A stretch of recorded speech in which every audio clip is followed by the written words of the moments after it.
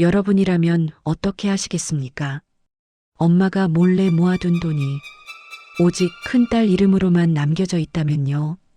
그 통장 하나로 형제끼리 등을 돌리고 법원까지 가게 된다면 그래도 지키시겠습니까? 진실을 밝히는 게 가족을 지키는 일일까요? 아니면 부수는 일일까요? 언니는 이게 다 끝나고 나서도 나랑 그냥 언니 동생처럼 지낼 수 있을 것 같아? 아니, 나도 그럴 자신은 없다. 그날 우리는 진실을 얻고 가족을 잃었습니다. 이 이야기는 엄마 유품에서 나온 통장 한 권이 한 가족의 자리를 어떻게 바꿔놓았는지에 대한 실제 사연입니다. 오늘도 귀한 시간 내어 저희 이야기회관에 들어와 주셔서 진심으로 감사드립니다. 아직 구독하지 않으신 분들은 아래 구독 버튼과 좋아요 한 번씩 눌러주시면 큰 힘이 되겠습니다. 그럼 지금부터 오늘의 사연을 시작하겠습니다. 장례식이 끝난 그 다음 날이었습니다. 저는 홀로 안방에 앉아 어머니 유품 상자를 하나씩 꺼내고 있었습니다. 낡은 스웨터, 바랜 손수건, 어디에 쓰셨는지 모를 영수증들, 손가락 끝에 먼지가 묻어날 만큼 오래된 것들이었습니다. 에휴, 또 이런 걸 왜 다 모아두셨대요? 혼잣말이 입 밖으로 새어나왔습니다.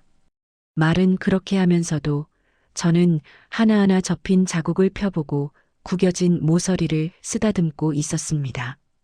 그 종이들을 만지면 어머니 손등을 다시 만지는 것 같아서였습니다. 상자 바닥에서 작은 종이 봉투 하나가 손끝에 걸렸습니다. 구겨진 듯 했지만 분명 여러 번 열고 닫힌 자국이 있는 봉투였습니다. 저는 조심스럽게 봉투를 열어보았습니다. 그 안에서 초록색 통장 한 권이 툭 하고 떨어졌습니다. 표지는 군데군데 벗겨져 있었고 모서리는 금이 간 것처럼 하얗게 일어나 있었습니다. 길게 한숨이 나왔습니다. 또 비단이겠지. 손이 저절로 굳어졌습니다. 저는 잠깐 숨을 멈춘 채 통장 표지를 가만히 바라보고만 있었습니다. 손에 땀이 배어서인지 표지가 미끄럽게 느껴졌습니다. 잠시 후 저는 아주 천천히 통장을 펼쳤습니다. 첫 장을 넘기자 잉크가 반쯤 번진 글씨들이 줄지어 있었습니다. 잔액, 거래일자, 그리고 예금주 이름. 거기에는 제 이름이 적혀 있었습니다. 또렷하게 익숙한 제 이름이었습니다. 목소리라기보다는 숨이 새어나가는 소리에 가까웠습니다.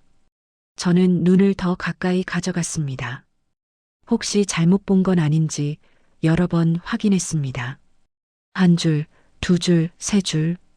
수십 줄을 내려가는 동안 예금주 이름은 단 한 번도 바뀌지 않았습니다. 모두 제 이름이었습니다. 귓가에서 동생들 목소리가 맴도는 것 같았습니다.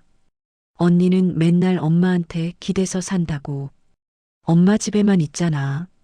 우리는 밖에 나가서 돈 벌고 사람도 만나고 그러는데. 저는 통장을 든 손에 힘을 더 주었습니다. 내 이름으로 왜? 입술이 살짝 떨렸습니다. 말이 끝까지 이어지지 못했습니다. 다시 통장 안쪽을 들여다보았습니다. 입금 내역 옆에는 작은 글씨로 메모가 몇 개 적혀 있었습니다. 등록금, 보증금, 비상, 어머니가 쓰셨을 법한 삐뚤삐뚤한 글씨였습니다. 저는 그 글자를 손가락 끝으로 천천히 따라 그었습니다. 글씨선이 요철처럼 손끝에 느껴지는 것 같았습니다. 엄마, 이게 뭐예요? 누가 답해줄 사람은 없었습니다. 안방에는 형광등 불빛만 하얗게 번지고 유품 상자와 통장, 그리고 저 혼자뿐이었습니다. 그때 방문 쪽에서 인기척이 들렸습니다. 둘째 동생이었습니다. 문을 반쯤 열고 고개만 슬쩍 들이밀더니 방 안을 훑어보았습니다. 언니, 아직도 그거 정리해. 에휴, 힘들겠다 그려. 말끝이 형식적으로 늘어졌습니다. 저는 통장을 재빨리 손등으로 덮었습니다. 통장 모서리가 손바닥살을 눌러 약간 아린 느낌이 났습니다. 응, 거의 다 됐다. 목소리를 가능한 한 평평하게 깔았습니다. 동생은 방 안으로 한 걸음 들어와 유품 상자를 슬쩍 내려다보았습니다. 그리고 어머니 사진이 놓인 쪽을 힐끗 보더니 어깨를 한번 으쓱했습니다. 엄마 진짜 마지막까지 돈 한 푼도 없는 줄 알았다니까. 카드값도 겨우겨우 막으면서 사셨다며. 말끝에 묘하게 비웃음 섞인 기색이 스쳤습니다. 저는 짧게 눈을 감았다 뜨며 통장 위에 올린 손에 힘을 더 주었습니다. 그랬지 뭐. 심장 박동이 조금 빨라지는 게 느껴졌습니다. 귀 뒤가 뜨거워지는 느낌이 올라왔지만 저는 고개를 숙인 채 통장 표지만 바라보고 있었습니다. 동생은 상자 옆에서 서성이더니 툭 던지듯 한마디를 더 보탰습니다. 근데 언니는 좋겠다. 엄마 집에서 계속 살잖아. 나는 앞으로 전세도 다시 알아봐야 되고. 머리 아프다, 진짜. 그 말이 끝나자 방 안 공기가 묵직해진 것 같았습니다. 저는 잠시 입술 안쪽을 깨물었습니다. 대신 아무 말도 하지 않았습니다. 그려. 너도 고생이지. 간신히 그 한마디만 꺼냈습니다. 목소리가 떨릴까봐 최대한 짧게 말했습니다. 동생은 별다른 대답 없이 코웃음을 치듯 숨을 한번 내쉬더니 문 쪽으로 몸을 돌렸습니다. 어차피 유산이라고 할 것도 없는데 뭐. 정리 다 되면 얘기하자. 나 바빠서 먼저 간다. 문이 닫히는 소리가 턱하고 울렸습니다. 방 안은 다시 조용해졌습니다. 저는 천천히 숨을 들이쉬고 내쉬었습니다. 그러고 나서야 손등으로 덮고 있던 통장을 다시 펼쳤습니다. 입금 내역 옆 가장 마지막 페이지. 다른 메모들보다 조금 더 진하게 눌러 쓴 글씨가 보였습니다. 큰딸 앞으로 혹시 모를 때 이거 먼저 꺼낼 것. 눈앞이 살짝 흐려져 글씨가 겹쳐 보였습니다. 손가락이 저절로 떨렸습니다. 그러면서도 저는 통장을 더 꽉 쥐었습니다. 누가 갑자기 문을 열고 들어와 이걸 빼앗아갈 것만 같았습니다. 엄마 저한테 왜 한 번도 말 안 하셨어요? 제 목소리는 거의 들리지 않을 만큼 작았습니다. 하지만 방 안에는 그 낮은 울림만 가늘게 남아있는 것 같았습니다. 저는 통장을 가슴 쪽으로 끌어안았습니다. 종이 모서리가 쇄골을 살짝 눌렀고 그 뻣뻣한 감촉이 이상하게도 현실감을 주었습니다. 평생 저는 어머니가 저를 덜 챙긴다고 생각하며 살았습니다. 너는 큰딸이니까 네가 좀 참아라. 그 말들 뒤에 감춰져 있던 진짜 의도가 지금 제 손 안에서 묵직하게 숨 쉬는 것 같았습니다. 그런데도 마음 한편에서는 묵직한 불안이 꿈틀거렸습니다. 이걸 다른 사람들도 알게 된다면 어쩌지. 동생들 얼굴이 떠올랐습니다. 장례식장에서 툭툭 내뱉던 말들, 부조금을 계산하던 손놀림, 언니가 대신해. 언니가 장녀잖아. 그 목소리들까지. 저는 천천히 눈을 감았다가 떴습니다. 그리고 통장을 다시 한번 꼭 쥐었습니다. 이 통장이 정말 저를 위한 것인지 아니면 앞으로 시작될 무언가의 서막인지 그때는 아직 알지 못했습니다. 다만 하나 분명히 느껴졌습니다.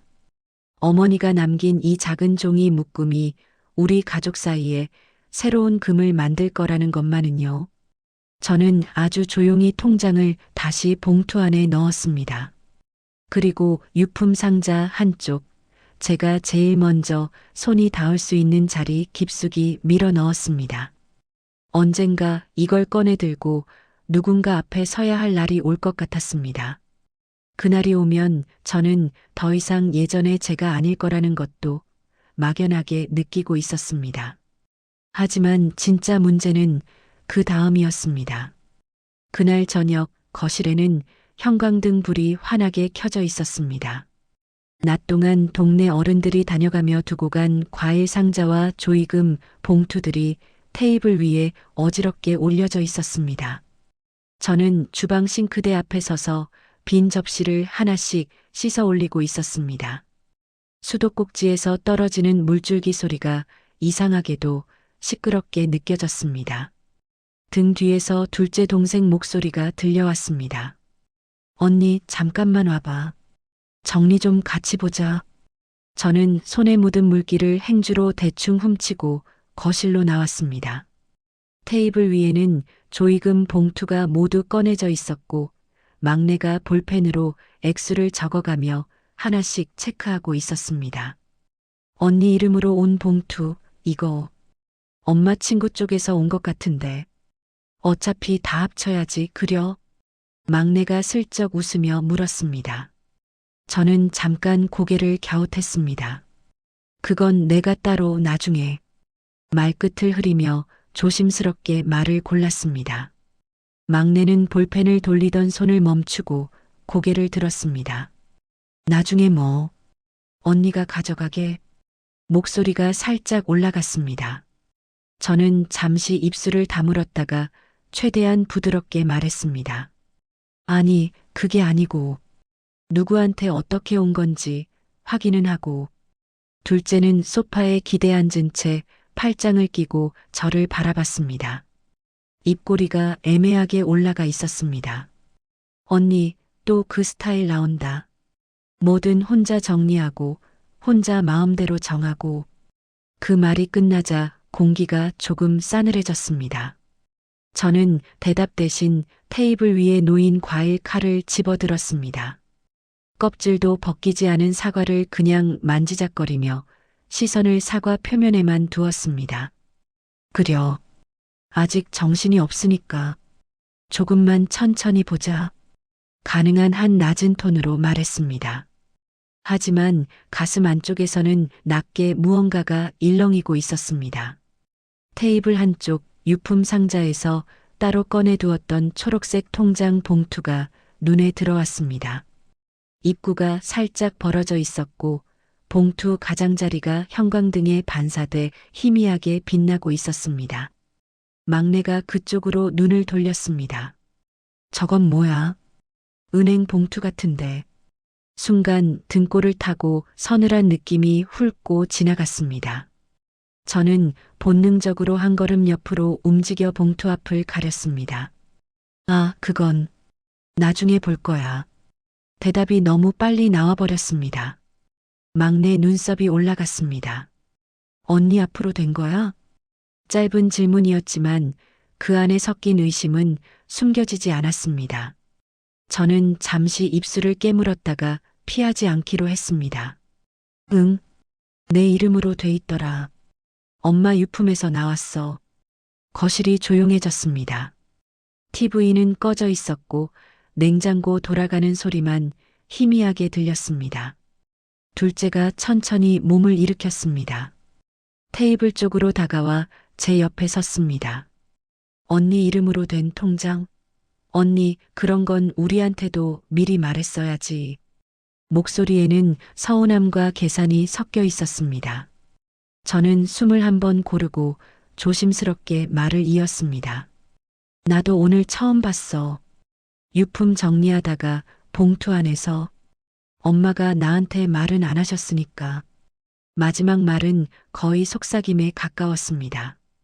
둘째는 짧게 한숨을 내쉬었습니다.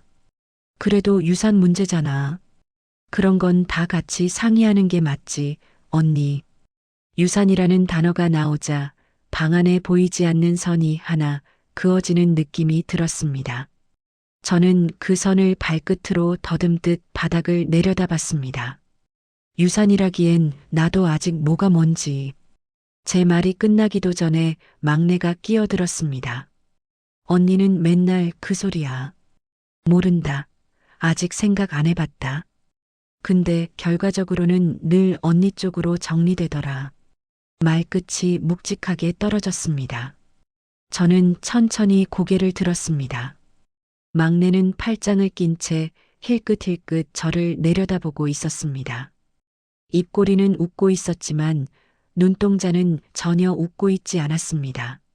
엄마 집에서도 언니가 살고 전기세도 엄마 명에 그대로 쓰고 병원 갈 때도 언니가 병원 정하고 하나씩 하나씩 이미 준비된 목록처럼 말이 이어졌습니다. 저는 그 말들을 듣는 동안 아무 말도 하지 않았습니다. 대신 손톱으로 사과 껍질을 살짝 긁어내고 있었습니다. 얇게 벗겨진 껍질이 손톱 아래로 말려 들어가는 감촉이 유난히 생생했습니다. 둘째가 조용히 한마디를 더 얹었습니다. 솔직히 말해서 엄마가 언니만 좀 더 챙긴 거 아니야. 그 말이 끝나는 순간 가슴 안에서 무언가가 툭 하고 떨어졌습니다. 소리는 없었지만 분명 끊어지는 느낌이 있었습니다. 저는 사과를 내려놓고 아주 천천히 입을 열었습니다. 니들 정말 그렇게 생각하냐? 목소리가 생각보다 낮게 나왔습니다. 막내가 어깨를 으쓱했습니다. 우리가 틀렸어? 언니는 엄마랑 살면서 뭐를 어떻게 모았고 어디에 썼는지 다 봤잖아. 우린 몰랐고. 저는 눈을 깜빡였습니다.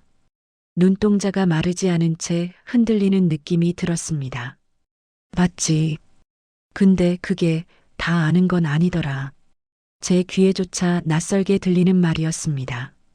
막내가 코웃음을 쳤습니다. 어쨌든 그 통장, 언니 이름으로 돼 있다고 해서 언니 거라고 단정 못해. 그건 우리가 같이 봐야 돼. 둘째도 천천히 고개를 끄덕였습니다. 그래. 법적으로도 그렇잖아. 유산은 나눠야지. 언니 혼자 알고 갖고 있다가 나중에 문제 생기면 더 골치 아파. 법적으로라는 말에 저는 잠깐 어머니 수첩을 떠올렸습니다. 통장과 함께 나왔던 작은 메모들, 등록금, 보증금, 비상, 그리고 마지막 문장. 큰딸 앞으로 혹시 모를 때 이거 먼저 꺼낼 것. 눈꺼풀 안쪽이 뜨거워졌습니다. 그래, 같이 보자. 말은 나왔지만 제 말 같지 않았습니다. 둘째와 막내가 동시에 저를 바라봤습니다. 잠시 시간이 멎은 듯 정적이 흘렀습니다.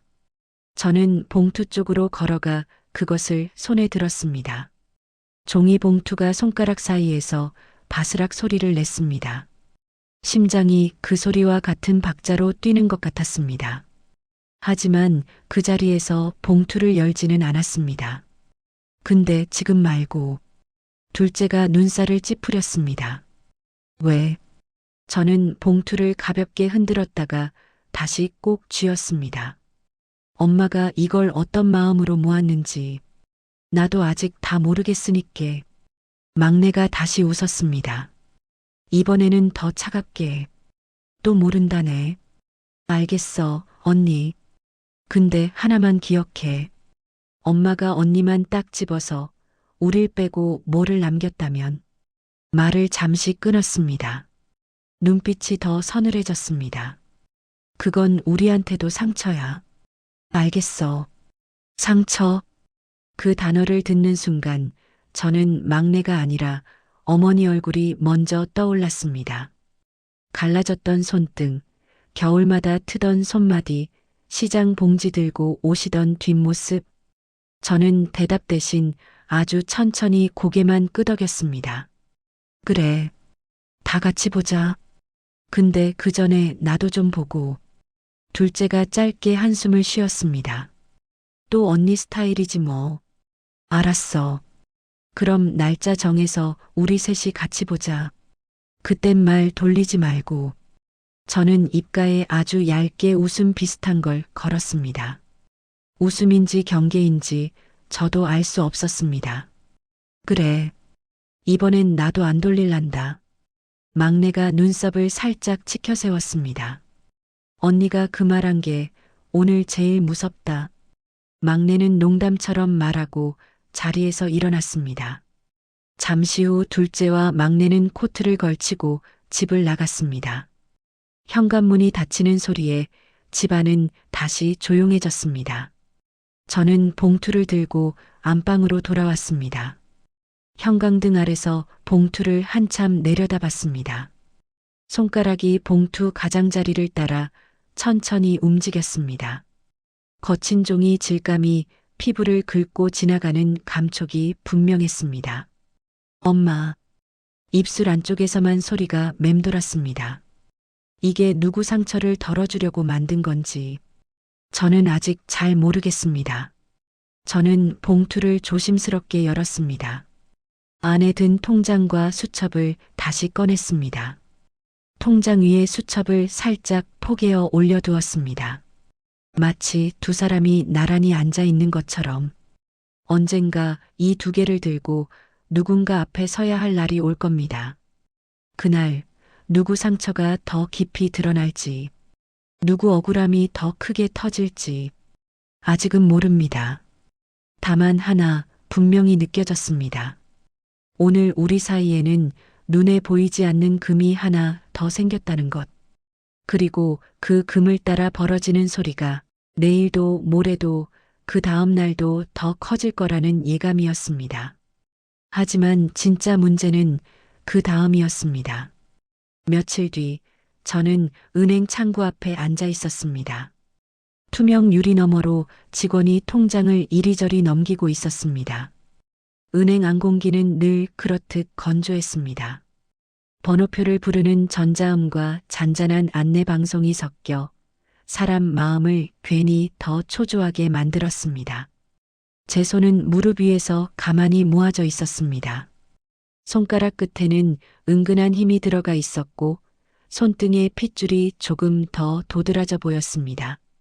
고객님, 이 통장 오래되셨네요. 창구 직원이 웃으며 말을 꺼냈습니다.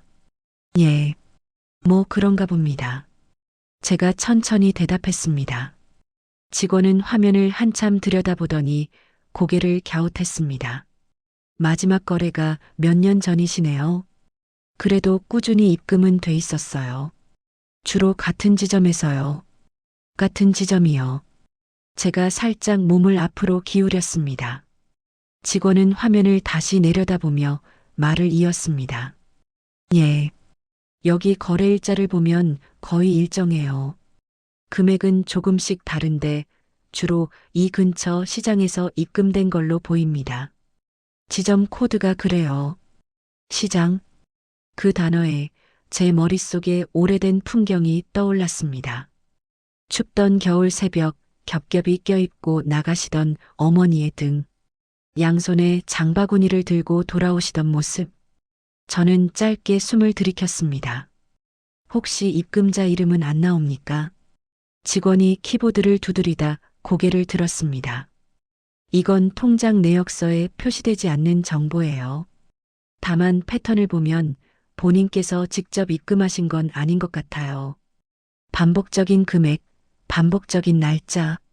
누군가가 누군가를 위해 오래 준비한 느낌입니다. 별 생각 없이 덧붙인 말이었겠지만 그 한마디가 제 가슴에 깊게 박혔습니다. 그려요. 저는 고개를 숙인 채 아주 짧게 대답했습니다. 잠시 후 직원이 새로 출력한 내역서를 건네주었습니다. 연도별로 정리된 종이었습니다. 저는 은행을 나와 바로 근처 카페로 들어갔습니다. 사람이 거의 없는 시간이라 창가 구석 자리가 비어 있었습니다.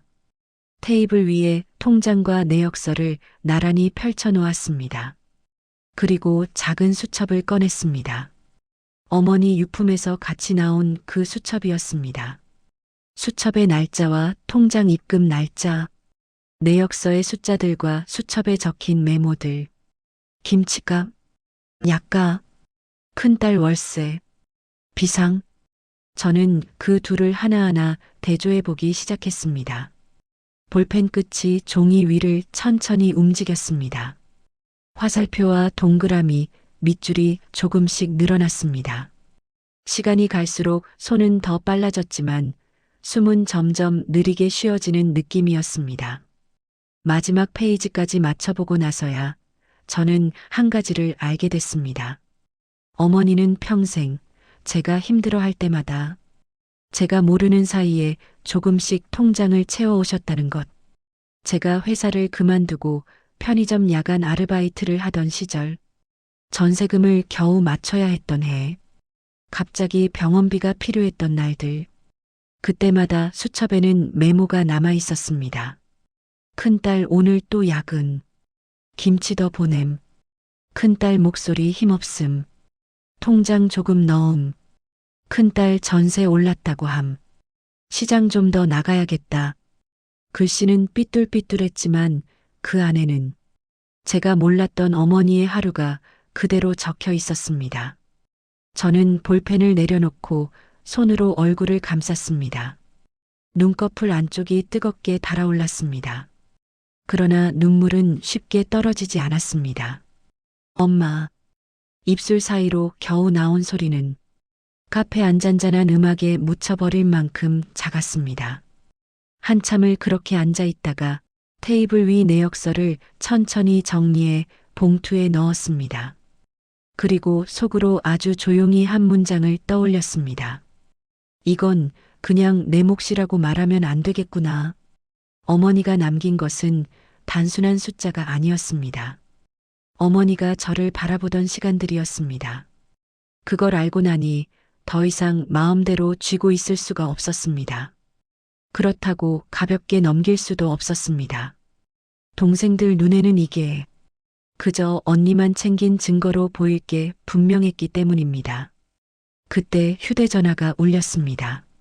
막내에게서 온 문자였습니다. 오늘 저녁에 시간 돼. 언니, 통장 얘기 좀 하자. 문자를 읽는 순간 가슴 안쪽이 다시 묵직해졌습니다. 저는 잠시 화면을 바라보다 숨을 고르고 짧게 답장을 보냈습니다. 그래. 우리 셋이 보자. 문자를 보내고 나서도 한동안 휴대전화를 테이블 위에서 떼지 못했습니다. 그날 저녁 우리는 다시 거실에 마주 앉았습니다. 테이블 위에는 과일 대신 통장과 수첩, 은행 내역서가 놓여 있었습니다. 형광등 불빛이 종이 위에서 하얗게 번지고 있었습니다. 둘째가 먼저 입을 열었습니다. 자, 언니. 이제 좀 설명해봐. 저는 통장과 수첩을 손바닥으로 한번 쓸어내리고 조용히 말했습니다. 이거 엄마가 내가 힘들 때마다 조금씩 모으신 거더라. 막내가 코웃음을 쳤습니다. 그건 언니 생각이지. 우리는 모르잖아. 엄마가 우리한테 뭐라고 했는지도 있고. 저는 수첩을 열어 몇 페이지를 넘겼습니다. 그리고 한 줄을 손가락으로 짚었습니다. 여기 봐라. 큰딸 야근, 김치 더 보냄. 그 다음날 통장에 같은 금액이 들어왔더라. 다른 페이지도 넘겼습니다. 여기. 큰딸 전세 올랐다고 함. 시장 좀 더 나가야겠다. 그 다음 달에 한 번도 안 넣던 큰 금액이 들어왔고, 둘째가 몸을 앞으로 기울였습니다. 눈빛이 조금 흔들렸습니다. 그게 진짜 엄마가 쓴 거라고 어떻게 확신해? 막내도 눈살을 찌푸리며 말을 보탰습니다. 맞아. 언니가 쓴 거 아니라고 어떻게 알아? 우리 입장에선 의심할 수밖에 없지. 그 말에 제 안에서 무언가가 서서히 끓어오르기 시작했습니다. 손가락이 수첩 모서리를 더 세게 눌렀습니다. 종이가 손톱 아래에서 구겨지는 느낌이 났습니다. 저는 잠시 눈을 감았다가 다시 떴습니다. 그리고 한 글자 한 글자를 또렷이 바라봤습니다. 삐뚤삐뚤한 글씨, 중간중간 틀린 맞춤법, 어머니 특유의 희음 모양. 니들이 엄마 글씨를 이렇게 모른다. 제 목소리는 생각보다 더 낮고 가라앉아 있었습니다. 막내가 살짝 움찔했습니다. 뭐 그럴 수도 있지. 우리는 같이 안 살았잖아. 둘째가 눈을 떼지 못한 채 조용히 덧붙였습니다. 우리가 안 본 시간들이 언니한테는 많았겠지. 방 안의 공기가 잠깐 흔들렸다가 다시 날카로운 긴장으로 굳어졌습니다. 막내가 고개를 들었습니다. 그래도 결과는 하나야. 엄마가 언니 이름으로 돈을 모았고 지금 그 통장은 언니 손에 있고 우리는 몰랐다는 거. 말이 끝난 자리에 무거운 결론이 남았습니다. 그러니까 그게 언니 몫인지 우리 셋 몫인지는 이제 같이 정해야 하는 거고. 둘째가 천천히 고개를 끄덕였습니다. 그래. 그건 맞지. 저는 잠시 말을 잃었습니다. 어머니가 남긴 건 저를 위한 보호막이었을 것입니다. 하지만 동생들에게는 자기들만 모른 채 흘러간 돈으로 보였을 겁니다. 두 시선이 하나의 통장 위에서 부딪히고 있었습니다. 저는 입술을 한번 꼭 깨물고 다시 말을 꺼냈습니다. 그래. 같이 보자고 한 것도 그래서다.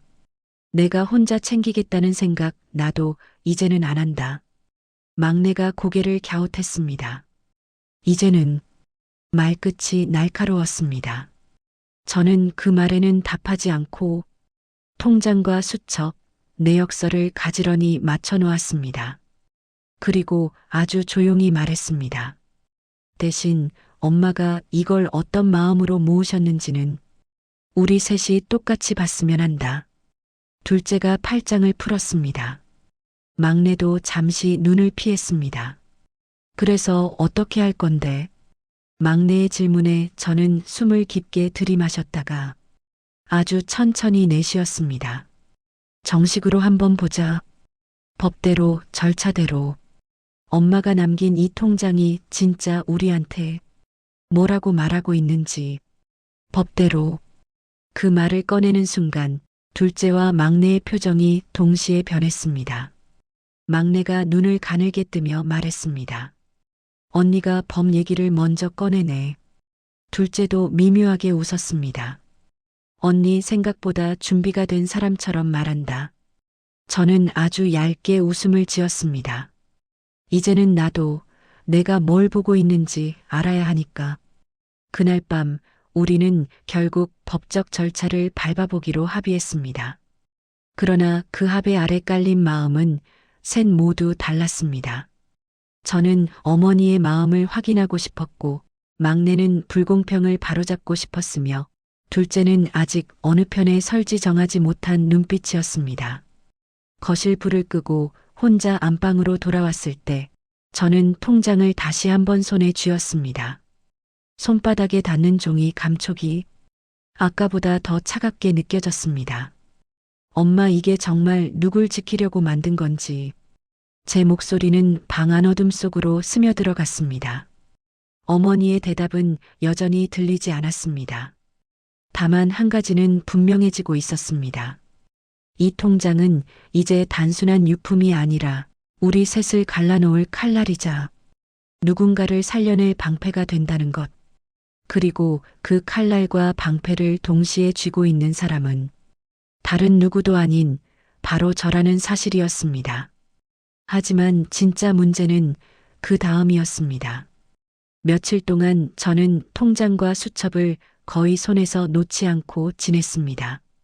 장 보러 나갈 때도, 시장에 들렀다 올 때도 작은 가방 안에 꼭 넣어 다녔습니다. 혹시 어디선가 동생들을 마주치기라도 하면 이걸 빼앗길 것만 같았습니다. 그날 오전 동네 법률 상담소 앞에 섰을 때도 마찬가지였습니다. 유리문에 붙은 안내문이 눈에 들어왔습니다. 무료 법률 상담, 상속, 유산, 분쟁, 채무. 저는 한참 동안 그 문구만 바라보고 있었습니다. 발끝은 문턱 바로 앞에 있었지만 몸은 조금 뒤로 빠져 있는 어정쩡한 자세였습니다. 가야지. 혼잣말처럼 내뱉고 문을 밀었습니다. 상담실 안은 조용했습니다. 작은 나무 책상 2개와 의자 몇 개. 벽에는 법률 안내문과 포스터들이 빼곡히 붙어 있었습니다. 책상 뒤에 앉아있던 안경 쓴 중년 남성이 저를 올려다보았습니다. 안녕하세요. 상담 받으러 오셨습니까? 저는 천천히 고개를 끄덕였습니다. 예. 그려 좀 여쭤볼 게 있어서요. 의자에 앉아 가방을 열고 통장과 수첩, 은행 내역서를 꺼내 책상 위에 올려놓았습니다. 손이 생각보다 많이 떨리고 있었습니다. 상담 변호사는 통장을 펼쳐보고 내역서를 훑더니 수첩으로 눈길을 옮겼습니다. 삐뚤한 글씨를 한참 들여다보다가 조용히 물었습니다. 어머니께서 혼자 자녀분들을 키우셨습니까? 저는 잠깐 눈을 깜빡였습니다. 예. 남편은 일찍 떠났고요. 거의 엄마 혼자 키우셨지에. 변호사는 고개를 천천히 끄덕이며 내역서 한 장을 손가락으로 톡톡 두드렸습니다. 이 통장은 법적으로 고객님 명의입니다. 다만 실질적으로 누가 돈을 넣었는지가 쟁점이 될 수 있습니다. 저는 숨을 깊게 들이켰다가 조심스럽게 물었습니다. 엄마가 제 몰래 조금씩 넣으신 것 같습니다. 이 수첩에 다 적혀 있더라고요. 변호사는 수첩을 다시 들고 몇 페이지를 넘기다가 마지막 장을 오래 바라봤습니다. 큰딸 앞으로 혹시 모를 때 이거 먼저 꺼낼 것. 그는 그 문장을 입안에서 천천히 되뇌는 듯 했습니다. 잠시 생각하던 그는 다시 저를 바라봤습니다. 일단 이건 큰 장점입니다. 장점이요. 제가 되묻자 그는 수첩을 가리켰습니다. 이런 메모들, 그리고 입금 내역과 날짜가 일치하는 기록들, 어머니의 의사와 자금 출처를 증명하는 데 도움이 됩니다. 순간 허리가 조금 펴지는 느낌이 들었습니다. 그러면 이게 다 제 몫이라고 말할 수 있는 기가요. 변호사는 고개를 저었습니다. 그렇게 간단하지는 않습니다. 짧은 말이었지만 무게가 있었습니다. 상속 문제는 형제자매 간 형평성, 다른 재산, 어머니의 평소 언행까지 종합적으로 봅니다. 하지만 한 가지는 분명합니다. 그는 통장과 수첩을 나란히 포개 놓았습니다. 어머니께서 고객님을 특별히 고려해 준비한 재산이라는 점, 그리고 이 통장이 다른 형제들 몰래 오랫동안 유지돼 왔다는 사실입니다. 그는 잠시 말을 멈추고 제 얼굴을 살폈습니다. 솔직히 말씀드릴까요? 예. 솔직한 게 낫지요. 법정에 가더라도 상당히 강력한 증거 묶음입니다. 통장만 있었다면 애매했을 텐데 이 수첩이 거의 설명서처럼 따라붙고 있습니다. 설명서. 그 말을 듣는 순간 가슴 한쪽이 저릿했습니다. 어머니가 살아계실 때 단 한 번도 말하지 않았던 마음이 뒤늦게 글자로 설명되어 제 앞에 놓인 느낌이었습니다. 그려요. 제가 낮게 중얼거렸습니다. 변호사는 말을 이었습니다. 형제들이 다 같이 나눠야 한다고 주장할 수는 있습니다. 하지만 어머니가 고객님을 위해 특별히 모아둔 돈이라는 점이 분명해 협상에서는 주도권을 줄 수 있습니다. 주도권? 가족 앞에서 제가 가져본 적 없는 말이었습니다. 그럼 저는 어떻게 해야 합니까? 제가 가장 궁금했던 말을 꺼냈습니다. 변호사는 펜을 들어 메모지에 몇 줄을 적었습니다.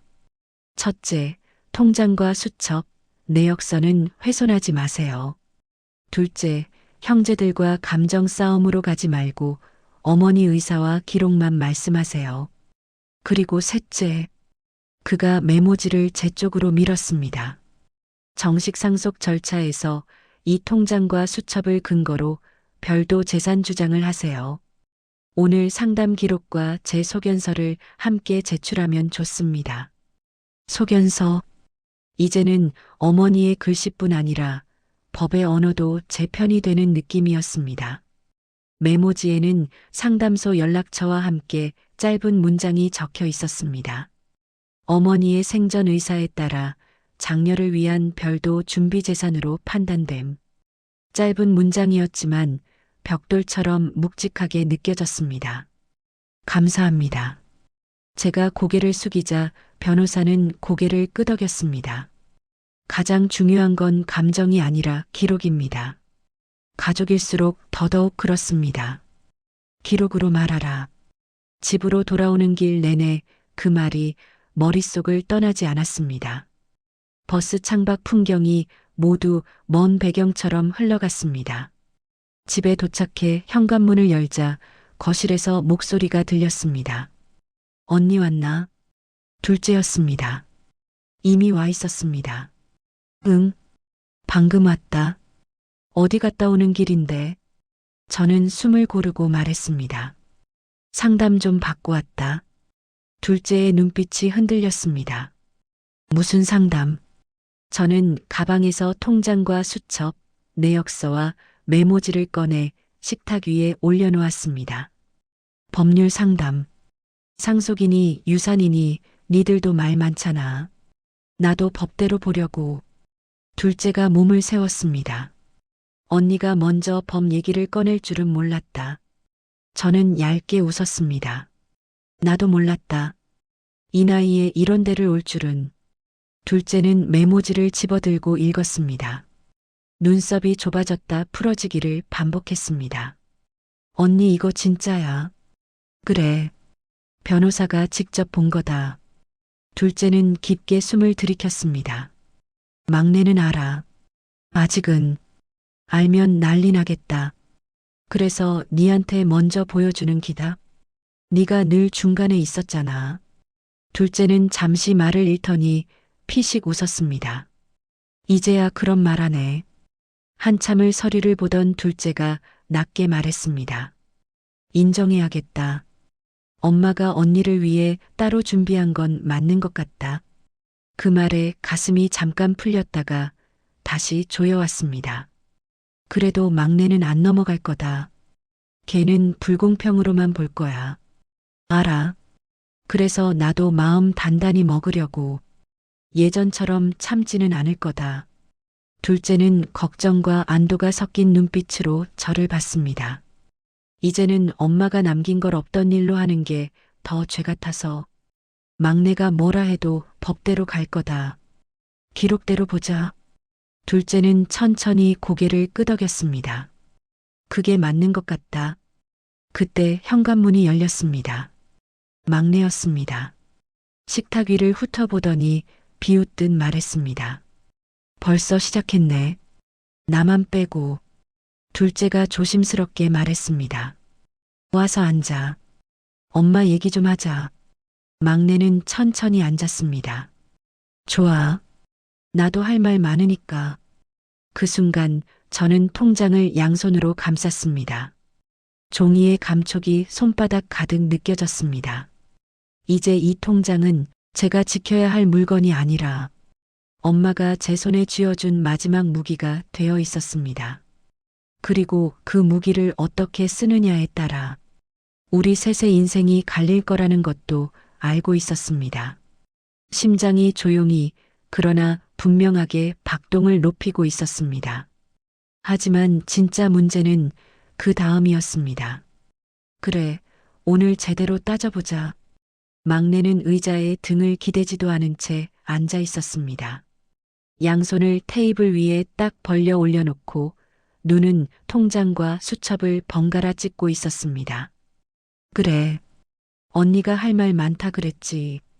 나도 많으니까 시작하자. 목소리는 평소보다 낮았고 끝이 조금씩 갈라져 있었습니다. 둘째가 조심스럽게 말했습니다. 막내야 먼저 듣고. 안 들어. 이번엔 절대 안 들어. 막내는 둘째 말을 잘랐습니다. 그리고 고개를 천천히 제 쪽으로 돌렸습니다. 언니, 이 통장 언제부터 알고 있었어? 저는 숨을 한번 삼킨 뒤 대답했습니다. 엄마 장례 끝나고 유품 정리하다가. 유품 정리? 어디서? 누가? 언니 혼자. 말끝이 비웃음으로 떨어졌습니다. 둘째가 급히 끼어들었습니다. 아니다. 그건 언니한테 묻고 있잖아. 막내의 목소리가 집안을 울렸습니다. 시선이 얼음처럼 차갑게 저를 꽂고 있었습니다. 저는 숨을 들이쉬었습니다. 그래, 내가 먼저 봤다. 근데, 됐어. 막내가 손바닥을 탁 내려쳤습니다. 테이블 위 수첩이 살짝 들썩였습니다. 내가 말 못해서 그렇지. 친구들이 다 그러더라. 니네 집은 당연히 큰딸이 다 가져가겠네. 요즘에도 그런 집 있냐? 언니가 다 먹은 거 아니냐? 막내의 입꼬리가 빗둘게 올라갔습니다. 웃기지. 근데 지금 보니까 딱 그 꼴이네. 둘째가 일어서려다 멈췄습니다. 야, 말은 똑바로. 내가 틀린 말했어. 막내가 둘째를 향해 고개를 돌렸습니다. 평생 언니만 힘든 줄 알았지. 우리가 뭘 겪었는지는 아무도 신경 안 썼잖아. 막내는 다시 저를 봤습니다. 언니, 엄마가 이런 걸 왜 숨겼을까? 왜 말도 안 했을까? 저는 손가락을 꽉 쥐었습니다. 테이블 모서리가 손바닥에 눌려 아프게 느껴졌습니다. 엄마가 말을 못 하셨겠지. 니들이 어떻게. 그래. 우리가 어떻게 나올지 엄마도 알았던 거지. 막내가 소리쳤습니다. 언니만 예뻐하고, 언니만 걱정하고, 언니만 챙겼던 거. 엄마도 알고 있었던 거야. 우리는 그냥 곁다리였던 거고. 둘째가 벌떡 일어났습니다. 막내야, 그건 아니야. 막내가 둘째에게 돌아섰습니다. 그럼 뭐가 맞는데? 우리도 힘든 시절 있었어. 근데 엄마가 언제 우리한테 이런 거 해줬어? 언제? 저는 천천히 고개를 들었습니다. 막내와 시선이 부딪혔습니다. 막내야, 엄마가 이걸 왜 모았는지. 수첩 보면. 수첩. 그것도 언니 말이지. 막내는 수첩을 집어들었습니다. 눈앞에 들이밀 듯 흔들었습니다. 이거 언니가 쓴 거 아니라고 우리가 어떻게 알아? 그 말이 떨어지는 순간 바닥이 미세하게 흔들리는 것 같았습니다. 둘째가 소리쳤습니다. 아, 너 지금 무슨 말? 왜? 말도 안 되는 소리야. 막내는 소리치며 수첩을 테이블에 내던졌습니다. 종이가 바스락거리며 휘었습니다. 그 찰나 제 심장이 크게 내려앉는 느낌이 들었습니다. 막내는 숨을 헐떡이며 말했습니다. 언니, 나는 이 돈 그냥 못 넘어간다. 둘째가 절규하듯 말했습니다. 막내야, 그만 좀. 아니야. 이번엔 안 참아. 엄마가 우리한테 한 건 솔직히 말하면 차별이야. 목소리는 이미 울음과 분노가 섞여 있었습니다. 그리고 언니도 솔직하지 않아. 법대로 하자며. 좋아. 진짜 법대로 하자. 상속 재산 전부 다시 조사하고 통장 출처도 다 따져보고 필요하면 친자 확인도 하고. 둘째와 저는 동시에 굳어버렸습니다. 뭐라고? 막내가 이를 악물었습니다.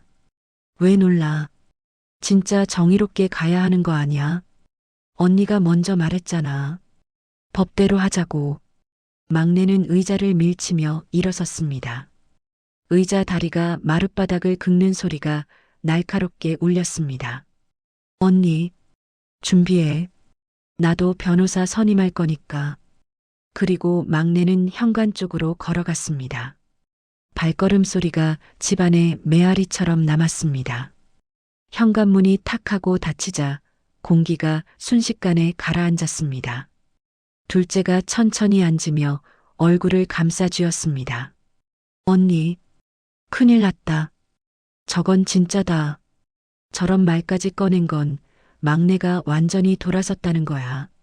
저는 아무 말도 하지 못했습니다. 눈앞이 어지럽게 흔들렸습니다. 막내의 목소리, 표정, 쏟아지던 말들이 머릿속에서 계속 다시 터지고 있었습니다. 손이 자꾸 떨렸습니다. 내가 뭐 잘못한 기가. 입술은 움직였지만 소리는 거의 나오지 않았습니다. 둘째가 제 손등을 살며시 잡았습니다. 언니 잘못 아니다. 근데 막내는 지금 이걸 엄마가 언니 편만 든 걸로 느끼는 거다. 저는 고개를 숙였습니다. 통장 표지가 흐릿하게 보였습니다. 그 순간 어머니 수첩 마지막 장의 문장이 떠올랐습니다. 혹시 모를 때 이거 먼저 꺼낼 것. 이게 이런 상황을 말하는 거였을까? 막내가 돌아서고 우리 셋이 갈라지는 이 순간을 어머니는 이미 내다보고 계셨던 걸까? 생각이 거기까지 닿자 가슴이 찢어지는 듯 아팠습니다. 둘째가 낮은 목소리로 물었습니다. 언니, 어떻게 할래?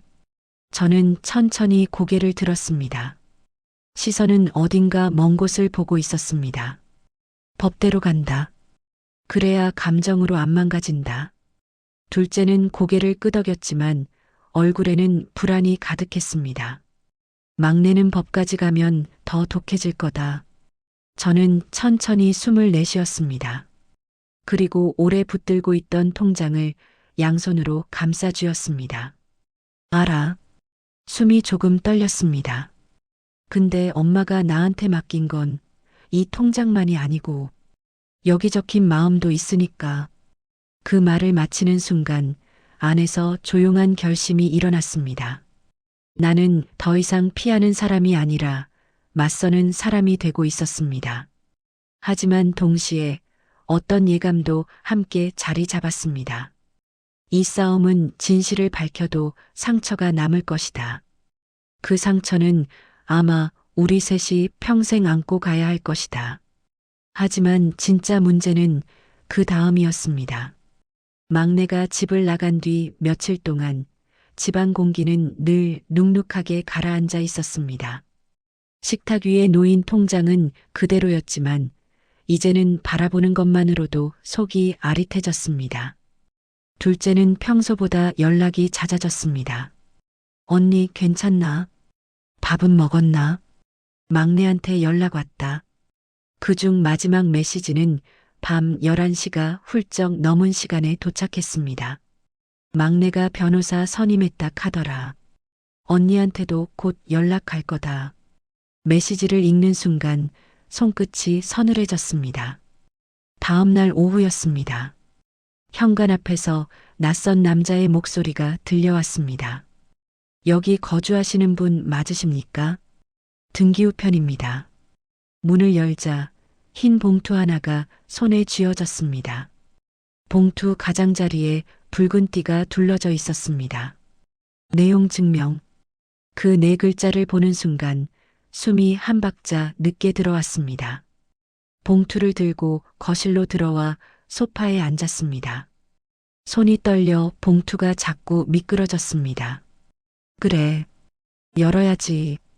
나는 봉투를 조심스럽게 찢었습니다. 종이 3장. 첫 장 맨 위 문장이 심장을 단번에 조여왔습니다. 상속분 조정 및 재산 출처 확인 요청의 건. 막내 이름이 선명하게 찍혀 있었습니다.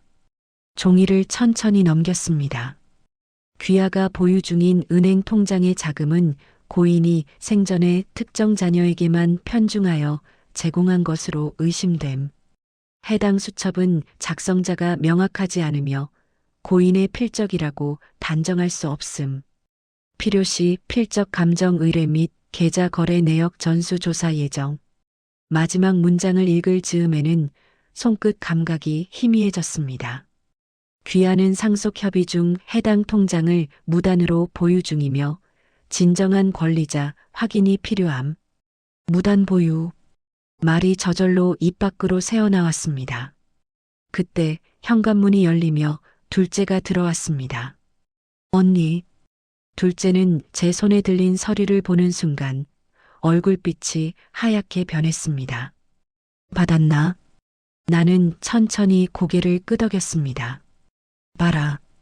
여기 이거 좀 봐라. 둘째는 종이를 받아 한 줄 한 줄 읽어 내려갔습니다. 읽을수록 눈썹이 찌푸려지고 입술이 굳어갔습니다. 와, 막내 진짜 3개 나왔다. 종이를 내려놓고 둘째는 크게 숨을 들이마셨습니다. 언니, 막내 쪽 변호사, 이대로 밀어붙일 생각이다. 수첩도 의심하고 통장도 조사하고 무단 보유라니.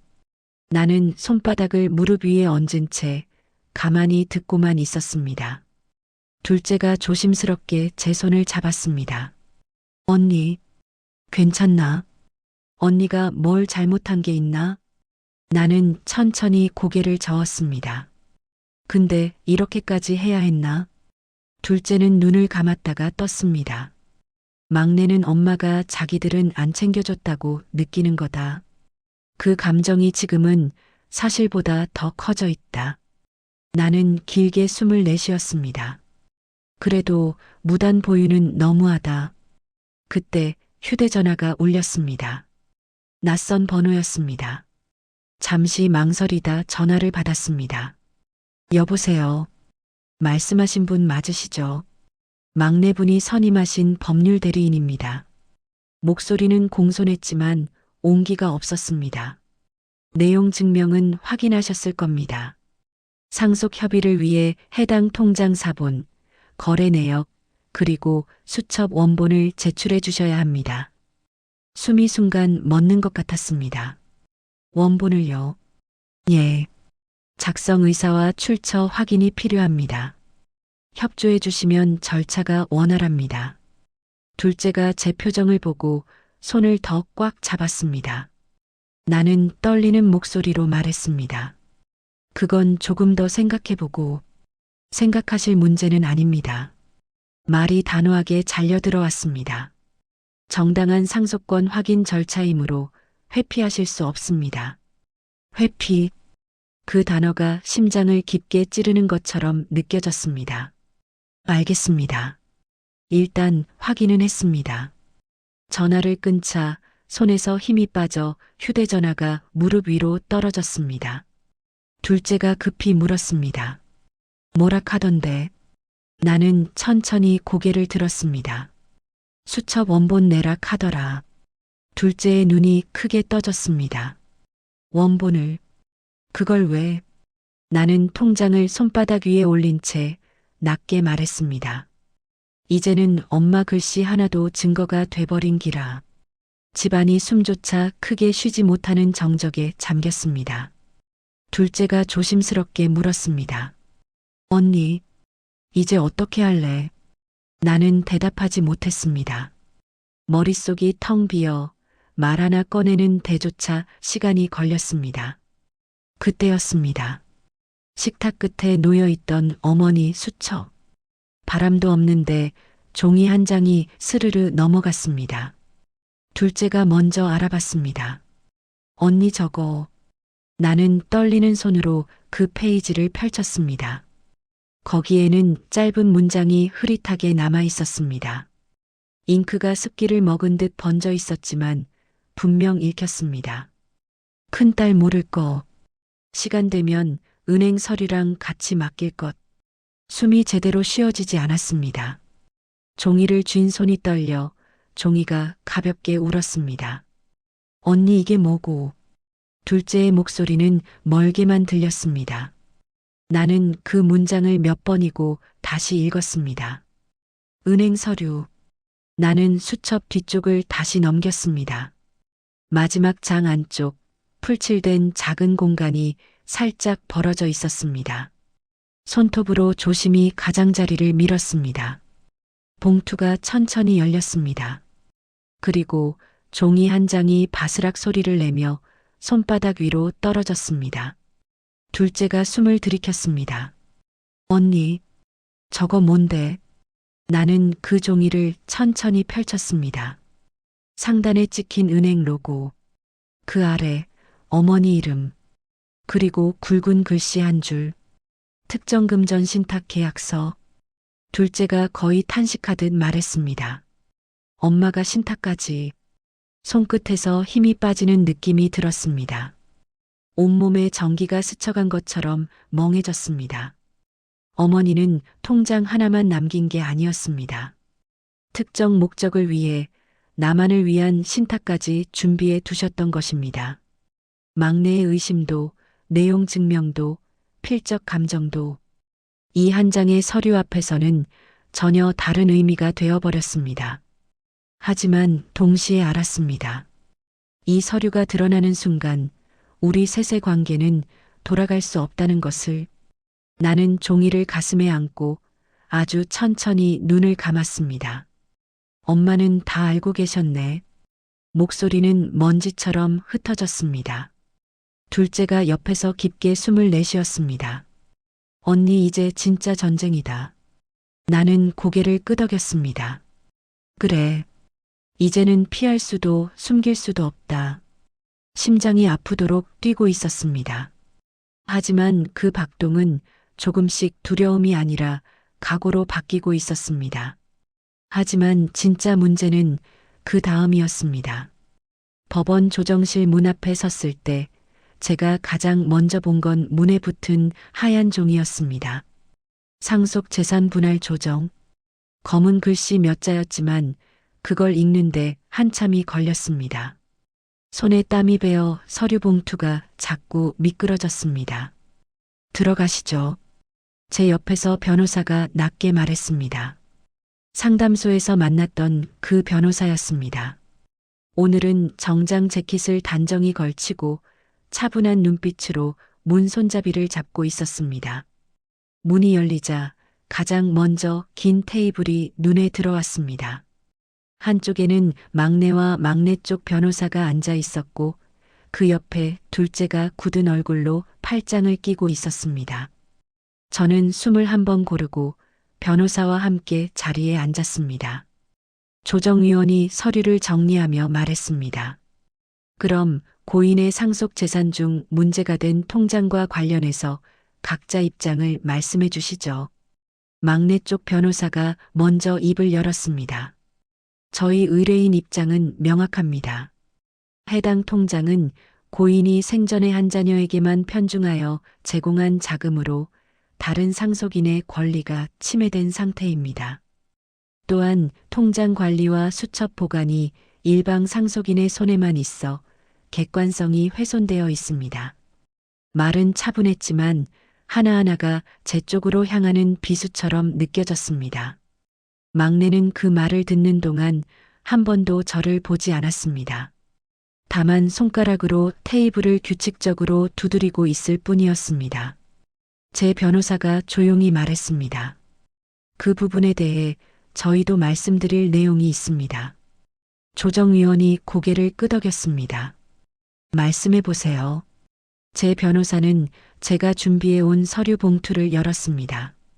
통장, 수첩, 은행거래 내역서, 그리고 어머니 명의의 특정금전 신탁 계약서, 하나씩 조정위원 앞에 가지런히 놓였습니다. 이 통장과 수첩은 단순히 자금의 존재를 보여주는 것이 아니라 고인이 장녀를 위해 어떤 의사로, 어떤 과정으로 자금을 모았는지를 구체적으로 보여주는 자료입니다. 막내 쪽 변호사의 얼굴이 굳어졌습니다. 그건 귀측의 주장일 뿐. 제 변호사가 말을 이었습니다. 그래서 저희는 주장에 그치지 않고 은행 측 사실 확인을 함께 제출했습니다. 그는 신탁 계약서를 들어 올렸습니다. 고인은 해당 은행 지점에서 특정 금전 신탁을 설정하며 수익자를 분명히 장녀로 지정하셨습니다. 이 계약은 은행 기록과도 일치하며 필요하다면 즉시 확인 가능합니다. 조정위원의 눈빛이 조금 달라졌습니다. 그렇다면 이 자금은 상속 재산이 아니라 생전 특정 수익자에게 지정된 재산이라는 뜻입니까? 제 변호사가 고개를 끄덕였습니다. 예. 법적으로 상속 재산과는 별도로 볼 수 있습니다.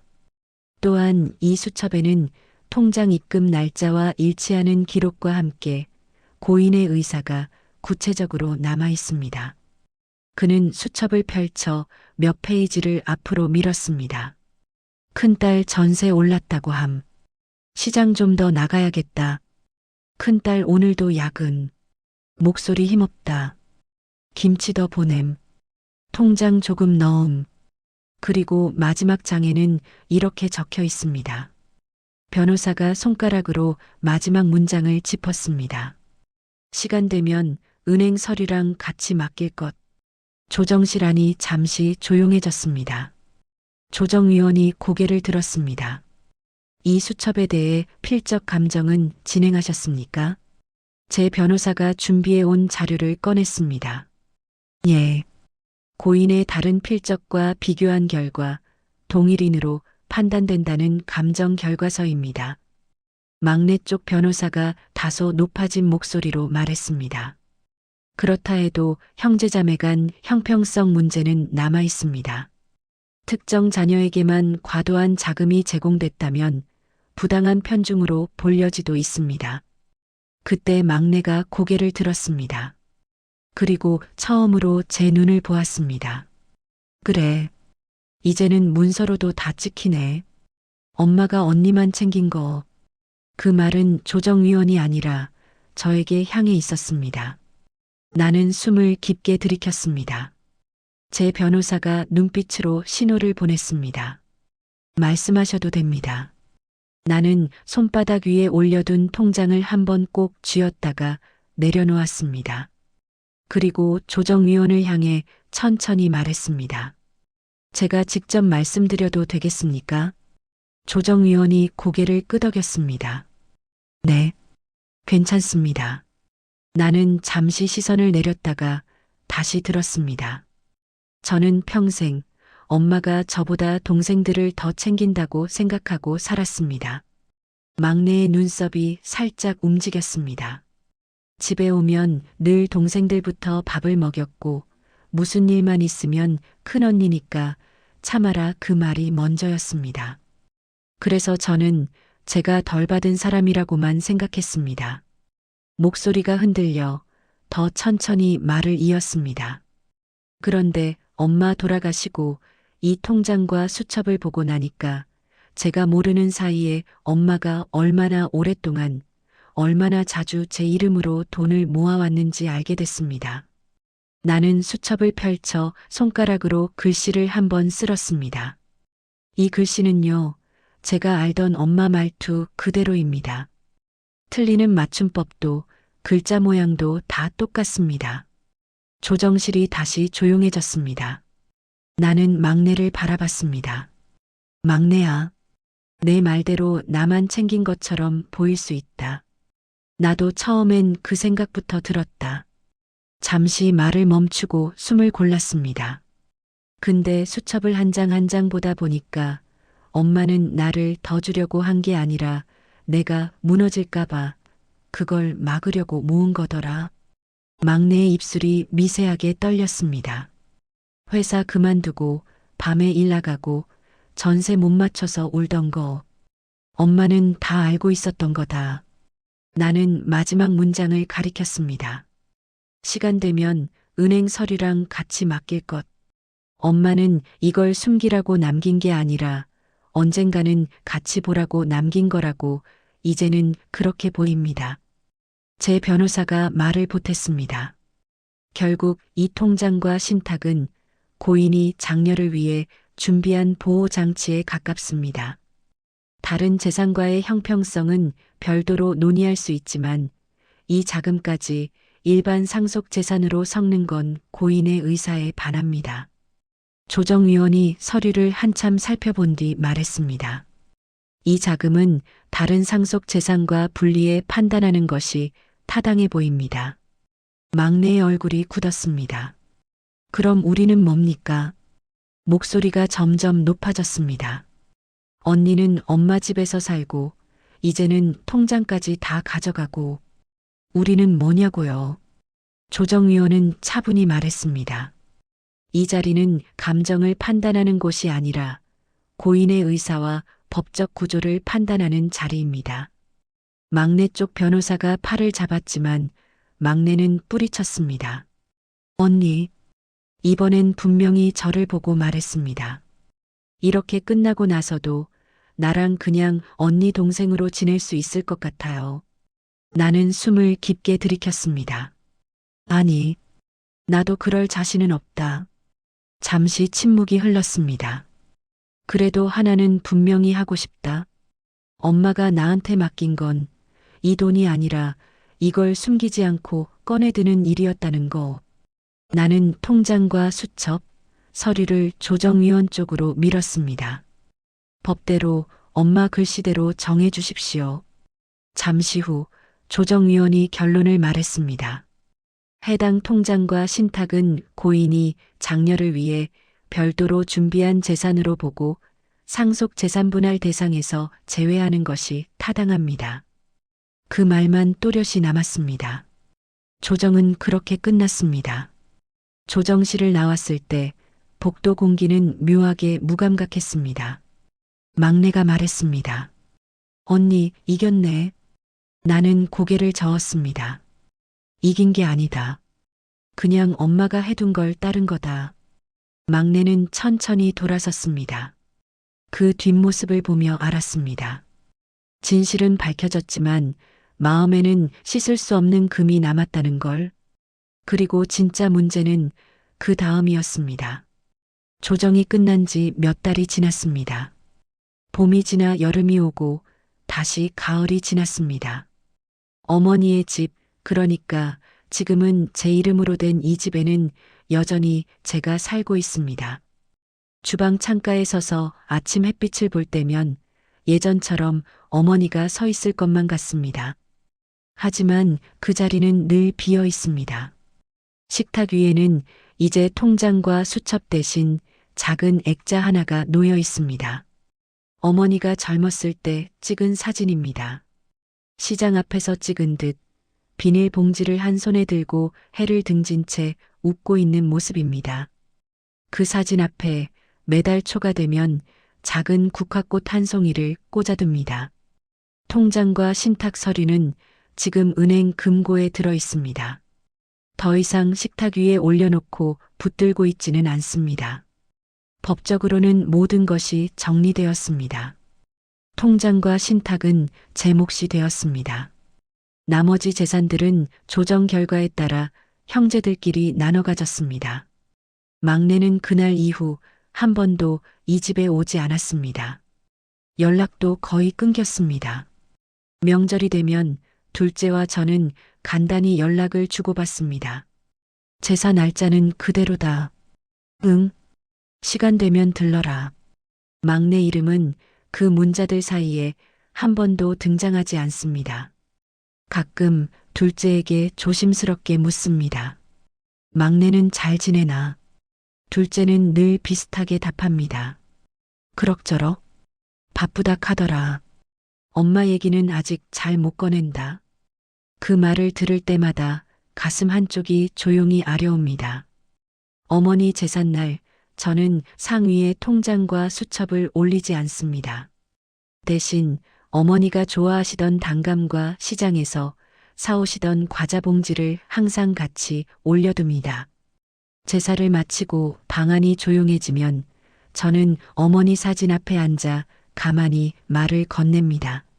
엄마 마음대로 다 됐습니다. 통장도 신탁도 다 제가 갖게 됐습니다. 말은 그렇게 하지만 어딘가 헛헛한 웃음이 섞입니다. 근데 보이십니까?